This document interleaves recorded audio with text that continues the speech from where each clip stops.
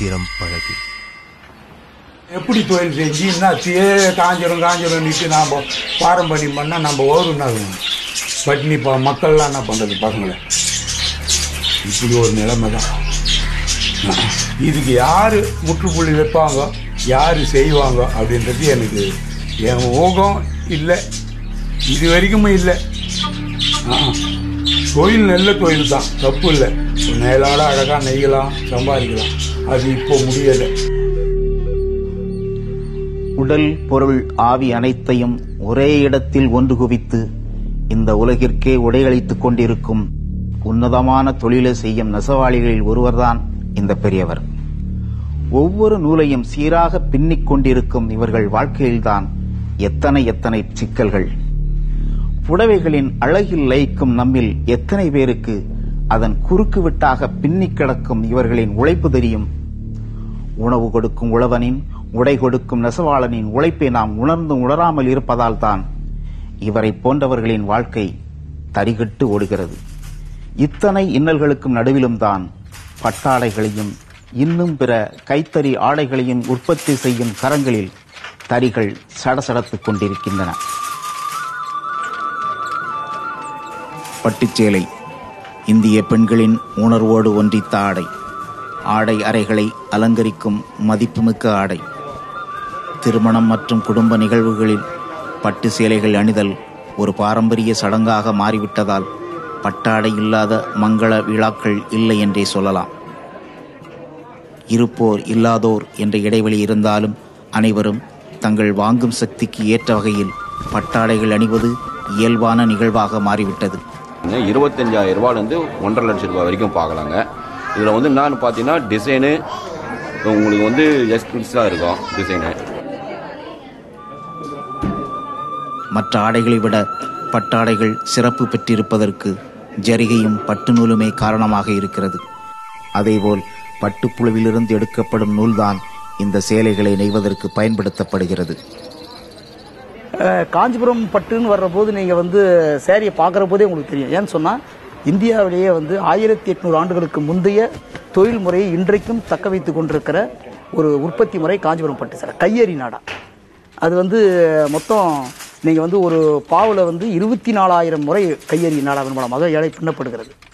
அதனால் இதனுடைய ஒவ்வொரு இலையும் யோசித்து பார்த்து தான் நெசவு செய்கிறாங்க. குறைகளை அவ்வளோ சீக்கிரம் கண்டுபிடிக்க முடியாது. அதனுடைய மொத்த ஆரம்ப எடையே 550 கிராம். அதிகபட்சம் 1,500 கிராம் வரையில் அந்த சேலையினுடைய எடை இருக்குது.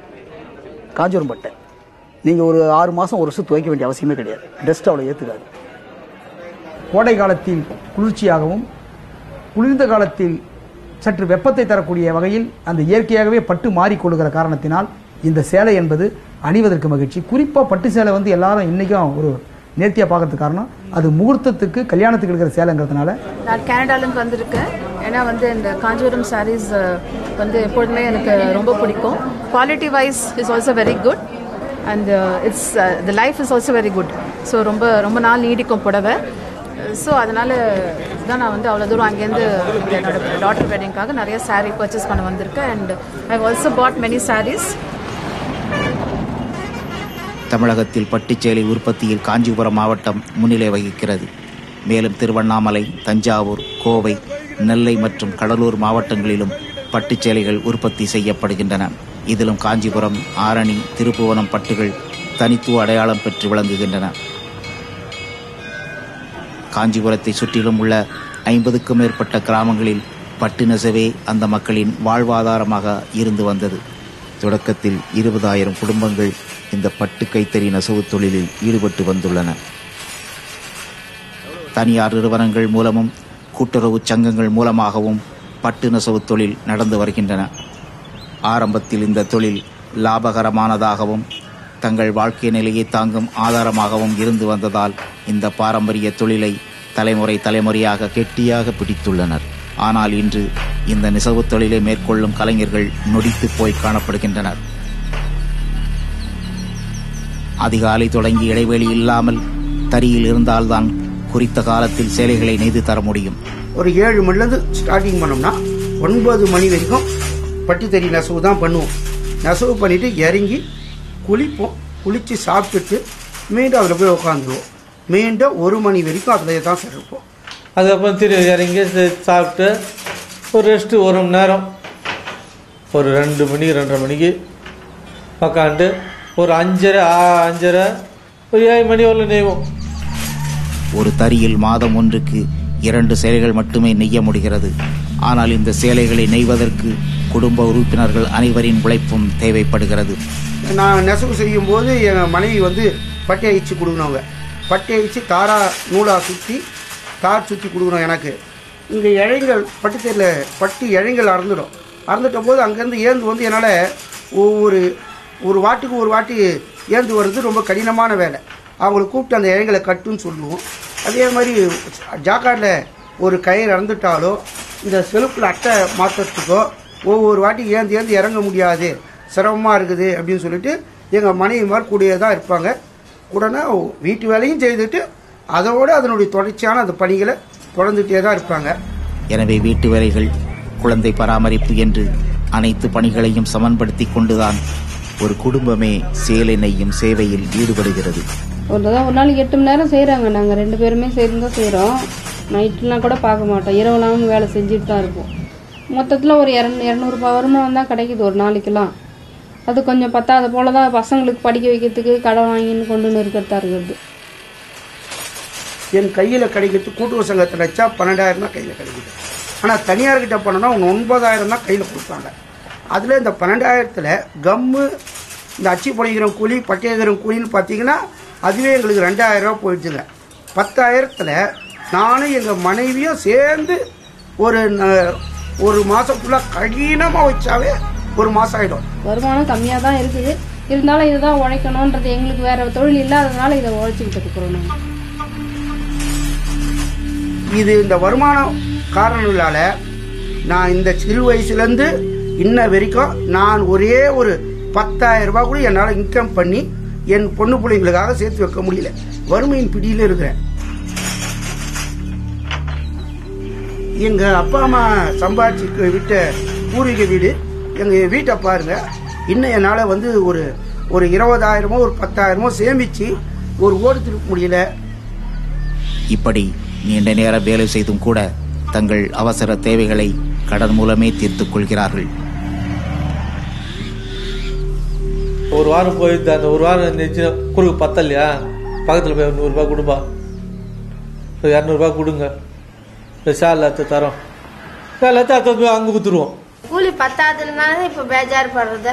எங்களுக்கு அந்த வேலை தான், வேற எந்த வேலையும் தெரியாது. தறி வேலை முடிச்சு வேற எந்த வேலையும் தெரியாது. கடன் தான், இன்னைக்கு கடன் தான். மாசமானா ஏதோ ரொம்ப சேலைய இந்த சேலையை எடுத்து ஒப்பிடிச்சிட்ட பிறகு ஏதோ கொடுப்பாங்க. நாங்க வாங்கின கடை அது சில பேர் கொடுத்துட்டு சிலதை வச்சுக்கிட்டு இன்னும் எப்படியும் 1 மாசம் ஆயிடும் இன்னும் சேலை வெளியே வர்றதுக்கு. அது வரணும் திரும்பி கடன் வாங்க வேண்டியதுதான். நல்ல தொழில் தான், ஆனா அந்த தொழிலுக்கு ஏற்ற மாதிரி வருவாய் கிடைக்கல.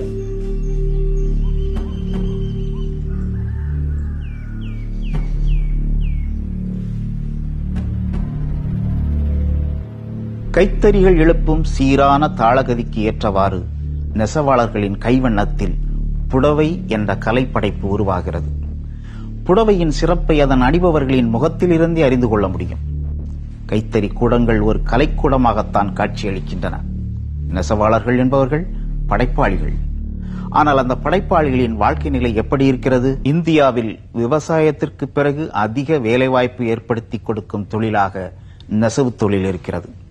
இந்தியாவெங்கிலும் சுமார் 65 லட்சம் கைத்தறி நெசவாளர் குடும்பத்தினர் வாழ்ந்து வருகிறார்கள். ஆனால் அந்த நெசவு தொழில் நலிந்து வருவதால் ஒரு பாரம்பரியமிக்க கலை வடிவம் அழிந்து போகும் நிலையில் இருக்கிறது. பட்டு நூல் மற்றும் ஜரிகை போன்ற மூலப்பொருட்களின் தட்டுப்பாடு மற்றும் விலையேற்றத்தின் காரணமாக பட்டுச்சேலை உற்பத்தி பாதிக்கப்பட்டுள்ளது. 10 வருஷத்துக்கு முன்னால ஜரிகையின் விலை தங்கம் விலை உயர ஜரியினுடைய விலை அதிகமாச்சு. அப்போ அந்த மூலப்பொருள் விலை உயர்ந்ததுனால அந்த அளவுக்கு மார்க்கெட் பண்ண முடியல. அப்போ காஞ்சிபுரம் சேலைகளை விலை அதிகம்ன்ற ஒரு அடையாளம் பண்ணி பல இடங்களில், அதுவும் குறிப்பாக கூட்டுறவு சங்கங்களில் கூட தேக்கம் நிறைய, பிரைவேட்டில் தேக்கம், மார்க்கெட் பண்ணுறதுக்கான வாய்ப்புகள் ரொம்ப ரொம்ப குறைஞ்ச ஒரு காலகட்டம். நெசவு தொழிலின் நசிவுக்கு மிக முக்கிய காரணமாக இருப்பது புடவை விற்பனையில் கிடைக்கும் லாபம் அனைத்துமே சில்லறை வியாபாரிகளிடம் சேர்வதுதான் என்று பெரும்பாலானவர்கள் கருதுகிறார்கள். நெய்யனுக்கு வருமானம் கிடையாது, இன்னொரு கை மாத்து பார், அவங்களுக்கு தான் வருமானமே. பெரும்பகுதியான லாபம் என்பது விற்பனையாளர் தான் கிடைக்கும். நெசவு செய்கிறவங்களுக்கு அந்த குறிப்பிட்ட எல்லை தான் நிற்குது. காஞ்சிபுரத்தில் நாள் ஒன்றுக்கு சராசரியாக 2 கோடி ரூபாய் அளவுக்கு பட்டுப்புடவை வர்த்தகம் நடப்பதாக சொல்லப்பட்டாலும் தொழிலாளர்களின் கூலி இன்னமும் மாதம் 5,000 முதல் 10,000 தாண்டாத நிலையிலேயே நீடித்து வருகிறது. எல்லாமே கஷ்டப்பட்டு அக்காவிலேருந்து தம்பியிலேருந்து எல்லாம் குடும்பமே கஷ்டப்பட்டு எத்துமே நிம்மதியாக எட்டுமே கொடுத்துட்டு அவங்க காசு கொடுப்பாங்களா ஏங்குவோம். அந்த நேரத்தில் காசு வராது. அதனால் இந்த பட்டுத்தறி எங்களுக்கு அவ்வளோ நெசுங்கி எங்களை அவ்வளோ கஷ்டப்பட்டு ஓட்டு விற்காத சூழ்நிலை தான் எங்களுடைய சூழ்நிலை. எல்லாமே விற்றோம். கைத்தறி பட்டு நெசவு நசிந்து வருவதால் நெசவாளர் குடும்பங்களைச் சேர்ந்த அடுத்த தலைமுறையினர் வேறு தொழிலை நாடிச் செல்லும் நிலை ஏற்பட்டுள்ளது.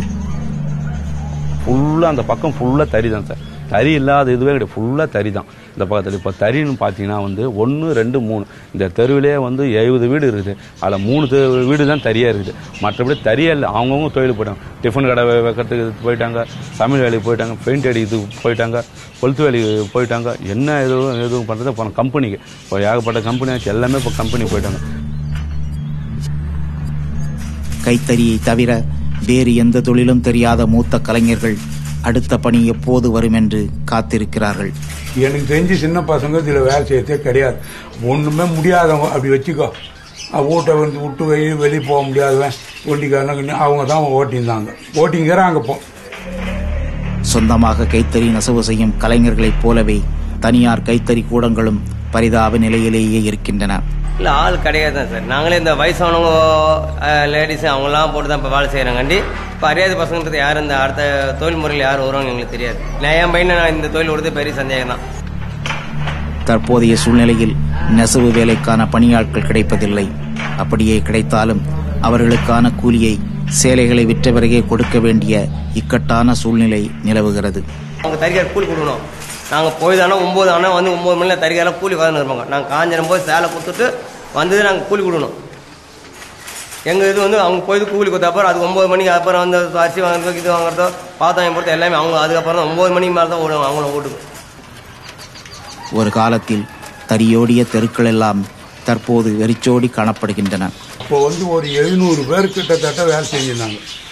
இப்போ கணக்கு எடுத்து சொல்லலாம். இங்கே பஸ்ஸு போக முடியாது, ரோட்டெலாம் எதுவும் இல்லை, எல்லாம் பாவு போடுவோம். இப்போ அதெல்லாம் கிடையாது. வேலை இல்லை, வேலைக்கு ஏற்ற கூலி இல்லை என்கிற பிரச்சனைகளை தாண்டி வேறு சில சவால்களையும் இன்றைய நெசவாளர்கள் சந்திக்க வேண்டியுள்ளது. தறி நெய்கிறவங்க அப்படின்னும் போது என்ன ஆகுது அப்படின்னா, பொண்ணு கொடுக்கறதுன்றது ஒரு சிரமமான காரியம். இப்போ தறி நெச்சா யாரும் பொண்ணு தர மாட்டாங்க. ஒரு காலத்தில் பட்டு சேலை நெய்கிறான் மாப்பிள்ளைன்னு சொன்னாலே கொடுப்பாங்க. ரொம்ப கூலி குறைவான வரும்போது தான் நாங்கள் வெளியில் போக ஆரம்பித்தோம். இப்போ நம்ம சென்னையில் ஒரு கேபிள் டிவி ஆப்ரேட்டராக நம்ம காலத்தை தள்ளுறோம். ஆனால் தறியில் தொடர்ச்சியாக நம்மளால் இருக்க முடியாமல் போகுது. மூப்பெய்தும் போது பல்வேறு உடல் ரீதியிலான பிரச்சனைகளை சந்திக்க வேண்டியுள்ளது. கண், தண்டுவடம், தோள்பட்டை போன்ற பகுதிகள் கடுமையாக பாதிக்கப்பட்டு பெரும் அவதிக்குள்ளாகிறார்கள். எல்லாமே கஷ்டம்தான். இந்த பட்டி நம்ம இழைக்கிறோம், யார் சுத்துறோம், அது இந்த கை போய் வரணும். ஒரு கையை சுற்றி இந்த கையை வேலை செய்யும், இந்த கையை வேலை செய்யணும். இப்போ குறிப்பிட்ட இதாகிடுச்சுன்னா கண்ணாடி தான் போட்டாகணும். கண்ணாடி இல்லாத ஒன்றும் இப்போ என்னால் முடியாது. 11 மணி நேரம் ஒரு நாள் உழைக்கிறதுனால அவங்க ஒரே மாதிரியான ஒரே இடத்துல உட்காந்து வேலை செய்யறதுனால முதலில் பாதிக்கப்படுவது மூட்டு. சத்தத்தில் வேலை செய்கிற காரணத்தினால காதினுடைய கேட்கும் திறன் குறைஞ்சு போகுது. உடம்பின் எல்லா கூறுகளும் பாதிக்கப்பட்டவர்களாக இருக்கும். பெரும்பாலும் பட்டு நெசவாளிகளுடைய தலையில் முடி இருப்பதில்லை. காரணம், வெளிச்சத்தில் அதிகமான லைட்டை போட்டு இப்போ தான் கொஞ்சம் எல்இடி மாதிரியான பல்பெல்லாம் வந்துருக்குது. அந்த குண்டு பல்புன்னு சொல்லுவாங்க, அது ரொம்ப பவர். அது போட்டு தலைமுடியே கொட்டிட்டோம் அந்த வெளிச்சத்தில். இதையும் தாண்டி பருவகால மாற்றங்களும் நெசவு தொழிலுக்கான முக்கியமான சவாலாக உள்ளது. மழைக்காலம் வந்துவிட்டால் நெசவு தொழில் முற்றிலுமாக முடங்கி தொழிலாளர்கள் அன்றாட வாழ்க்கைக்கு சிரமப்படும் நிலைதான் ஏற்படும். எங்களுக்கு மழை விவசாயிகளுக்கு வரப்பிரசாதம். ஆனால் மழை நெசவாளிகளுக்கு வேலை செய்ய முடியாத காலம். அப்போ அந்த காலத்தில் இப்போ எப்படி மீனவர்களுக்கெல்லாம் உதவித்தொகை தராங்களோ அது மாதிரி எங்களுக்கு வந்து மீன்பிடி தடை காலத்தில் உதவித்தொகை தர மாதிரி நெசவாளர்களுக்கு மழை காலம் வந்தா ஒரு 1.5 மாசம் 2 மாசம் ஊதியம் கொடுத்தா நல்லா இருக்கும். ராஷ்டிரிய ஜெனிட்டா ஜனசமாக்கியா என்ற இந்தியாவின் முன்னணி நெசவாளர் சங்கம் நாடெங்கிலும் நடத்திய கணக்கெடுப்பு ஒன்றில் கடந்த 3 ஆண்டுகளில் மட்டும் சுமார் 1500 நெசவாளர்கள் தற்கொலை செய்திருப்பதாக தெரிவித்திருக்கிறது. உணவளிக்கும் விவசாயிகளும் உடையளிக்கும் நெசவாளர்களும் வாழ வழி தெரியாமல் தங்களை தாங்களே மாய்த்துக் கொள்வதை முதன்மை பிரச்சனையாக கருதாமல் வளர்ச்சி பற்றி பேசுவது என்ன விதத்தில் நியாயம்? கைத்தறி நெசவை ஒரு பண்பாட்டு சின்னமாக பாதுகாக்க வேண்டும் என்பதன் அவசியம் கருதி கைத்தறி சட்டம் இயற்றப்பட்டது. இதன்படி கைத்தறியில் நெய்யப்படும் ரகங்கள் அடையாளம் காணப்பட்டன. ஆனால் விசைத்தறி ஆதரவாளர்கள் இந்த சட்டத்தை திரும்பப் பெறுவதற்கான அனைத்து முயற்சிகளிலும் தொடர்ந்து ஈடுபட்டு வருகின்றனர். கைத்தறி நெசவை காக்க அரசு உறுதியளித்தாலும் எதிர்காலம் கேள்விக்குறியாகவே இருக்கிறது. தமிழகத்தில் கூட்டுறவு அமைப்பின் கீழ் வராத 2,68,000 பட்டு உள்ளிட்ட அனைத்து ரக ஆடைகளை நெய்யும் நெசவாளர்கள் உள்ளனர். அதேபோல் இங்கு சுமார் 1163 கைத்தறி நெசவாளர் கூட்டுறவு சங்கங்கள் இருக்கின்றன. இதில் சுமார் 3.5 லட்சம் கைத்தறி நெசவாளர்கள் உறுப்பினர்களாக இருக்கின்றனர். இச்சங்கங்களின் மூலமாக காஞ்சிபுரம், ஆரணி, திருப்புவனம் பட்டுச் சேலைகள் தொடங்கி தமிழகத்தின் அனைத்து மாவட்டங்களிலும் காட்டன், வேட்டி சேலைகள், சுங்கிடி, சின்னாளப்பட்டி சேலைகள், படுக்கை விரிப்புகள் மற்றும் போர்வைகள் போன்ற பிரசித்தி பெற்ற ரகங்கள் உற்பத்தி செய்யப்படுகின்றன. பிற துணி ரகங்களைப் போல் அல்லாமல் பட்டு துணிக்கான மதிப்பும் தேவையும் இன்னமும் அப்படியே இருக்கிறது. போலியில்லாத உண்மையான பட்டுச் சேலைகள் தான் தறியில் நெய்யப்படுகின்றன. தரமான பட்டு சேலைகளுக்கான விலையும் அதிகமாக இருப்பதால் இது லாபம் ஈட்டும் தொழிலாகவும் இருக்கிறது. உதாரணமாக ஒரு 10,000 ரூபாய் செய்யறனா அதில் ஒரு 10% விற்று வியாபாரிக்கு அவங்க விற்கிறாங்க. அவங்களுக்கு வந்து 1000 ரூபாய் லாபம் கிடைக்குது. வியாபாரி 40% லாபத்தை வைக்கிறார். வியாபாரிக்குத்தான் முழு லாபமும் கிடைக்கிறது. 30% லாபம் அவருக்கு தான் கிடைக்கிறது.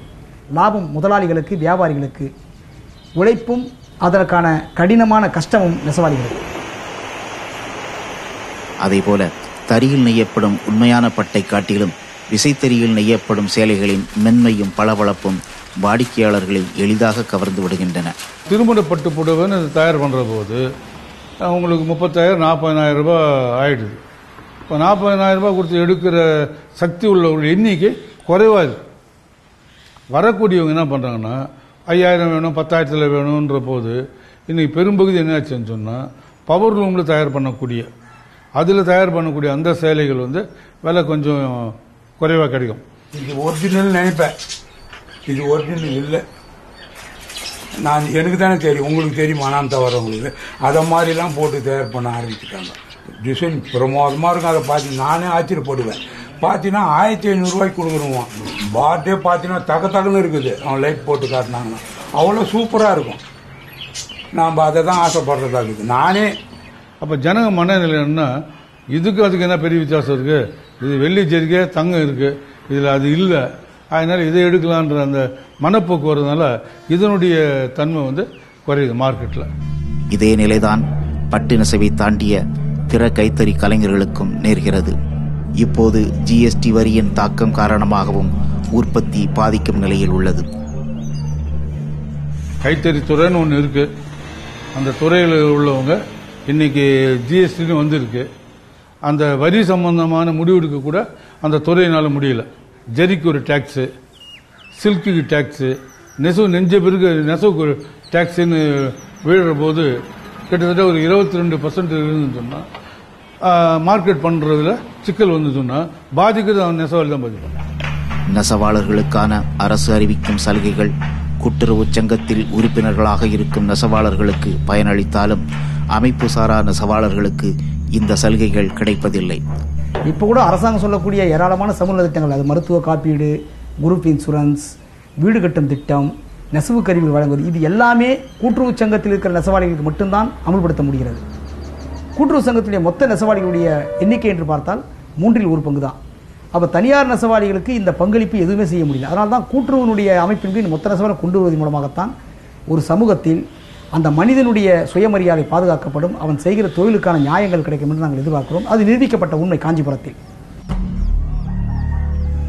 கூட்டுப்புழுவிலிருந்து எடுக்கப்பட்ட பட்டு நூல் ஒரு சேலையாக உருமாறுவதற்கு ஒரு கூட்டு உழைப்பு தேவைப்படுகிறது. இது ஒரு குடும்பத்தின் கூட்டு உழைப்பால் இயங்குகிறது. குறிப்பாக பெண்களின் அளப்பரிய பங்களிப்பு காரணமாகத்தான் ஒரு சேலை குறிப்பிட்ட நேரத்தில் முழுமை பெறுகிறது. ஆனால் அவர்களின் உழைப்பு விலையற்ற உழைப்பாகவே இருக்கிறது. நெசவு தொழில் மீதான அரசின் கவனம் மிக கவலை அளிப்பதாகவே நெசவு தொழிலாளர்கள் தெரிவிக்கின்றனர். அவர்களின் பல கோரிக்கைகளை அரசு கண்டுகொள்ளவில்லை என்பதே அவர்களின் ஆதங்கமாக இருக்கிறது. நாங்கள் எல்லாமே வந்து ஒரு சின்ன இதுக்கு இந்த தறி நெய்யத்துக்கு ஒரு இடம் தேவைப்படுது. அப்போ நாங்கள் வந்து ஒரு குருவி கூடு மாதிரி ஒரு சின்ன சின்ன வீடு வச்சுக்கிட்டு நெசவு பண்ணி வாழ்ந்துக்கிட்டு இருக்கோம். அப்போ அந்த காலத்துலேருந்து நாங்கள் வந்து எங்கள் வீட்டுகளுக்கு பெண்களுக்கோ பிள்ளைகளுக்கோ கல்யாணம் பண்ணணும்னா அல்லது வந்து வீடு பழுதடைஞ்சு ரிப்பேர் பண்ணணும்னா நாங்கள் கோஆப்ரேட்டிவ் பேங்க்கு நகர வங்கி சார்ந்து தான் நாங்கள் லோன் கேட்டு வாங்குகிறோம். எங்களால் வந்து இந்த தொழில் நிலவரம் சரியா இல்லாத போது நலிஞ்சிருக்கும் போது எங்களால் திருப்பி செலுத்துறதுக்கோ இல்லை வட்டி கட்டுறதுக்கோ ரொம்ப சிரமமான சூழ்நிலை இருக்குது. விவசாயத்துக்கு கடன் தள்ளுபடி பண்ணுறாங்க, மீனவர்களுக்கு கடன் தள்ளுபடி பண்ணுறாங்க. ஆனால் நெசவாளர்களுக்கு பார்த்தோம்னா பண்ணை சாரா கடன் தலைப்பில் சேர்த்துட்டு எங்களுக்கு வந்து கடனை தள்ளுபடி பண்ணுறதுக்கோ அல்லது வட்டி நான் குறைஞ்சது வட்டியாக தள்ளுபடி பண்ணி கொடுத்தா எங்கள் வீடு காப்பாற்றிப்போன்னு நாங்கள் கேட்குறோம். அரசு கொண்டு வந்த பட்டு பூங்கா திட்டத்தை முறையாக செயல்படுத்தினால் காஞ்சிபுரத்தில் மீண்டும் நெசவு தொழில் புத்துயிர் பெற வாய்ப்புள்ளதாக நம்புகிறார்கள். எல்லா நெசவாளிகளும் ஒரு இடத்தில் நெசவு செய்யக்கூடிய இடம் கிடைத்திருக்கிறது. அதற்கான கட்டமைப்பு இருக்கிறது, குடியிருப்பு வசதிகள், அந்த சேலைகளை அதே இடத்தில் விற்பனை செய்வதற்கான விற்பனை கூடங்கள் அங்கேயே ஒரே இடத்தில் இருக்கிற காரணத்தினால் மருத்துவமனை உள்பட சமுதாய கூடங்கள் உள்பட சகலமும் அந்த பகுதியில் வருகிற காரணத்தினால் இதனுடைய உபசார்ந்த தொழில்களும் அங்கேயே இருக்க முடியும். இதற்கு பெயர் தான் காஞ்சிபுரம் பட்டு கைத்தறி பூங்கா.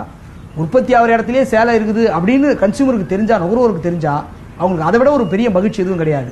அந்த திட்டத்தை அமுல்படுத்துவதில் அரசு போதிய அக்கறை செலுத்தாத காரணத்தினால் தான் முடங்கி கிடக்கிறது. அது ஒன்றுதான் காஞ்சிபுரத்தில் பட்டு நெசவாளிகளை வாழ வைக்க இருக்கிற ஒரே வழி. போதுமான அளவுக்கு அரசின் பரிவு கிடைக்கப்பெறாததாலும் தனியார் முதலாளிகளின் சுரண்டலாலும் ஒரு பாரம்பரியமான இந்த பட்டு நெசவு தொழில் அழிந்து விடுமோ என்கிற அச்சம் இந்த நெசவாளர்கள் மத்தியில் நீடித்து வருகிறது. அத்தோடு பட்டோடு அடையாளப்படுத்தப்படும் நகரங்களின் சிறப்பும் மங்கிவிடுமோ என்றும் அஞ்சுகின்றனர். பாரம்பரியமிக்க இந்த கலை வடிவத்தை காக்க காலத்திற்கு ஏற்றவாறு மாற்றங்களை கொண்டு வர வேண்டும். நவீன ஆடை வடிவமைப்பாளர்களின் ஒத்துழைப்போடு பட்டுச் சேலைகளையும் தாண்டி புதிய புதிய பட்டு ரக வடிவங்களை உருவாக்க வேண்டும். அதற்கான ஆய்வில் அரசுகள் உடனடியாக ஈடுபட்டால் ஒரு தொன்மை வாய்ந்த தொழில் மீண்டும் துளிர்க்கத் தொடங்கும். மக்களின் மானம் காக்கும் இவர்கள் தங்கள் பசியை துரத்துவதற்காக தறியில் தினம் தினம் தவம் கிடக்கிறார்கள். குறைந்தபட்சம் மாதம் 15,000 ரூபாய் வருமானத்திற்கும் காப்பீடு மற்றும் வருங்கால வைப்பு நிதிக்கான உத்தரவாதம் இருந்தாலே முடங்கி கிடக்கும் தறிகள் இயங்கத் தொடங்கிவிடும். இல்லை என்றால் விழுங்கத் துடிக்கும் விசைத்தறிகளின் அசுரபலத்தில் சிக்கி ஒரு பாரம்பரியமிக்க கலை வடிவம் காட்சி பொருளாக மாறும் அபாயம் காத்திருக்கிறது. என்ன செய்ய போகிறது அரசு?